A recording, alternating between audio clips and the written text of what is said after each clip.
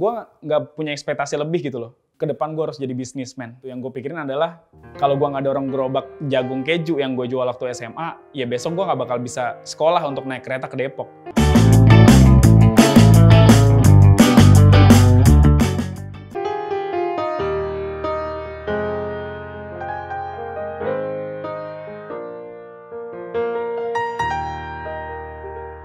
Halo, kenalin gue Andika, gue CEO Chlorisman, dan dulu gue mantan anak jalanan. Oke, jadi kenapa gue bisa jadi anak jalanan, itu bermula waktu gue tuh transisi ya, lulus dari SMP ke SMA gitu. Pas SMA itu gue masuk STM gitu, ya memang mayoritas anak-anak di sekolah itu adalah laki-laki gitu. Dan gue nggak pernah ngeliat sekolah sebagai sesuatu hal yang penting dan bisa ngebahagiain gue gitu. Jadi gue bolos-bolos, gue cabut-cabutan, dan itu bukan 1 hari 2 hari, tapi berbulan-bulan karena gue nggak betah di sekolah, maka gue cari hal-hal yang bisa bikin gue bahagia di luar gitu. Dan gue nemuin itu di luar emang. Sampai akhirnya karena gue bolos berbulan-bulan, sekolah mengeluarkan gue. Nah ketika gue keluar, dengan gampangnya gue minta ke orang tua buat disekolahin lagi di tempat yang lain gitu. Tapi ternyata orang tua gue nggak punya uang sama sekali buat nyekolahin gue, dan dia bilang, uang yang kemarin dipakai sama orang tua gue buat nyekolahin gue aja tuh minjem dari kakek gue gitu. Jadi orang tua memang gak punya uang lagi buat sekolahin gue lagi. Di situ akhirnya momen dimana gue berhenti sekolah gitu kan, dan akhirnya mulai hidup sebagai anak jalanan. Nah, kenapa akhirnya bisa jadi anak jalanan? Karena anak yang gak sekolah tuh gak pernah bagus di mata orang tua dan tetangga. Bahkan teman-teman gue tuh dilarang untuk main sama gue karena orang tuanya gak pengen anaknya terpengaruh jadi ikutan gak sekolah juga. Akhirnya gue memutuskan buat keluar rumah karena gue malu sama keluarga dan tetangga. Gue keluar rumah, dan saat gue keluar rumah memang waktu itu nggak ada orang tua gue nggak coba nahan gue sama sekali gitu. Karena memang secara latar belakang gue anak yang korban perceraian. Dari usia gue 3 tahun, gue tinggal sama kakek dan nenek gitu. Jadi ketika gue keluar rumah, waktu itu orang tua nggak terlalu peduli soal itu. Ditambah gue juga susah dibilangin anaknya gitu. Disitulah pertama kali gue hidup sebagai anak jalanan. Gue vakum sekolah tuh selama 2 tahun. Nah, setelah 2 tahun itu gue ada di jalan, ya kehidupan di jalanan ya gue ngalamin hal-hal yang gak dialamin sama anak-anak lain gitu. Gue misalnya ngamen waktu itu. Gue juga ngelakuin pekerjaan-pekerjaan kasar kayak cuci piring gitu ya, atau ngumpulin aqua bekas buat gue tukerin lagi biar bisa jadi duit. Karena dengan cara itu gue bisa makan gitu. Kalau nggak begitu ya gue nggak bakal bisa makan gitu dan ngelanjutin hidup gue gitu kan. Karena kan kalau di jalanan itu ya gue nggak tinggal sama siapapun gitu. Tidurnya di mana aja gitu. Bisa kadang di rumah teman gue, bisa juga kadang di depan musola, bisa juga kadang di depan emperan toko gitu. Itu yang gue alamin waktu gue sekitar umur 16-17 tahun. Kurang lebih sekitar 10 tahun lalu. Waktu itu kondisinya memang ketika gue berhenti sekolah, gue hidup di jalan, dan ada momen di mana gue kerja akhirnya gitu loh, di sebuah restoran Thailand gitu. Nah, kenapa akhirnya gue termotivasi lagi buat sekolah? Itu ada 2 momen yang sebenarnya bikin gue pengen sekolah lagi. Jadi dulu kan gue tinggal dan hidup sebagai anak jalanan itu di Jakarta Timur, daerah Perumnas Klender, Pondokopi. Jadi pekerjaan gue di BI gitu loh. Restoran sekitar BI. Jadi gue kan naik Metro Mini tuh dulu kalau misalnya bekerja gitu. Nah, gue ngeliat waktu itu anak-anak seusia gue yang umurnya masih belasan tahun tuh pakai seragam, mau berangkat sekolah bareng teman-temannya, sedangkan gue waktu itu jalan buat kerja gitu.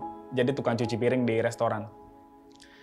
Nah, terus juga ketika gue kerja di BI, momen keduanya itu kan ada beberapa anak-anak sekolah yang study tour gitu di Bursa Efek gitu kan. Jadi pengalaman gue ngelihat anak-anak lain seumuran gue yang pakai seragam, mereka masih berangkat sekolah, itu yang bikin gue sedih gitu. Itu titik balik di mana gue akhirnya nganggep tadinya sekolah gue anggap adalah hal yang gak penting, akhirnya gue ngelihat ternyata nggak sekolah lebih nggak enak ya rasanya gitu loh dibandingkan kita sekolah gitu loh.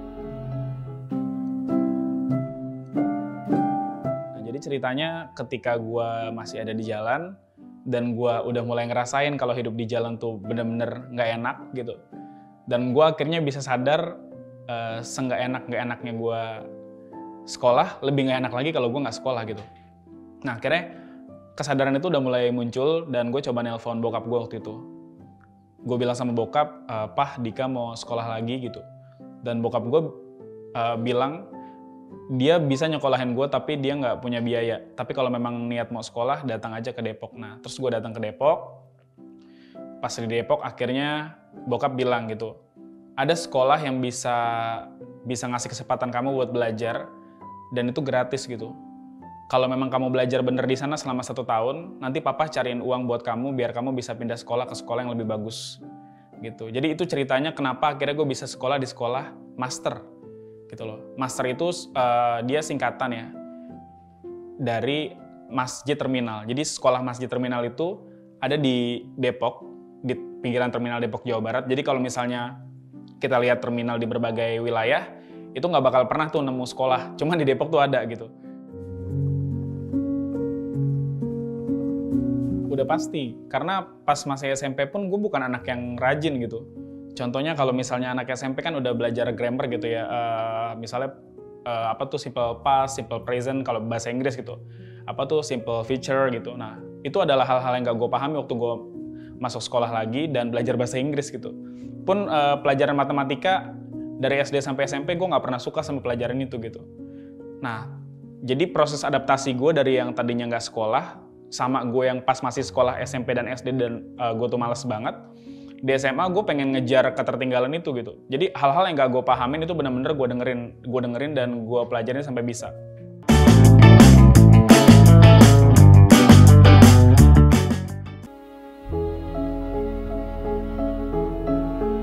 Kenapa gue bisa jadi CEO? Sebenarnya karena perjalanan ataupun cerita hidup gue memang udah gue rasain dari gue sekolah gitu. Waktu gue sekolah, bahkan sebelum gue masuk SMA kan memang gue udah ngelakuin pekerjaan apapun ya, yang itu bisa ngehasilin gitu.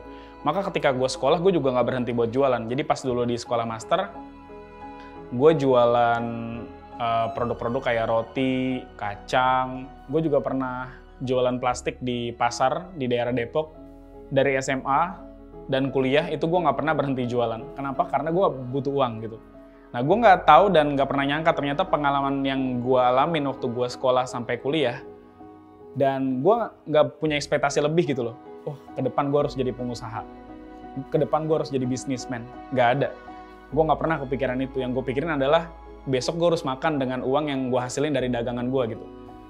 Kalau gue nggak dorong gerobak jagung keju yang gue jual waktu SMA, ya besok gue nggak bakal bisa sekolah untuk naik kereta ke Depok. Karena waktu itu rumah gue di Bekasi. Gitu. Nah, jadi pengalaman itu yang sebenarnya nggak pernah gue sangka ternyata nganterin gue jadi orang yang kayak sekarang gitu. Oke, jadi gue sering share konten di Instagram dan TikTok gue.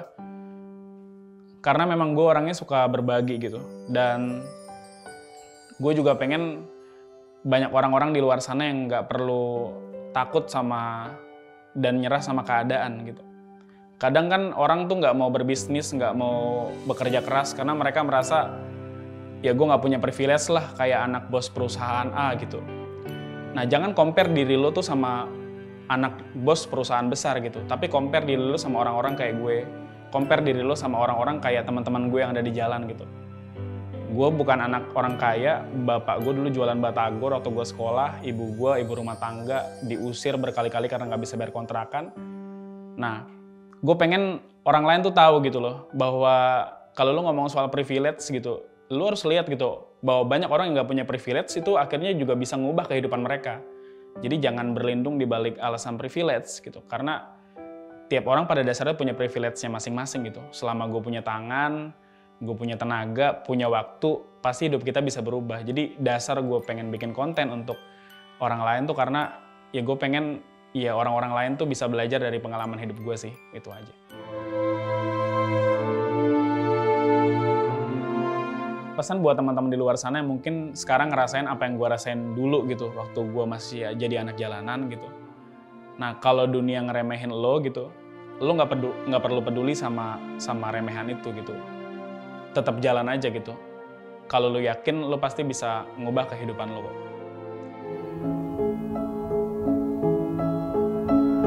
Harapan yang pertama, gue pengen bikin orang tua gue makin bahagia dengan hal-hal yang bisa gue kasih dan bisa gue banggain buat mereka.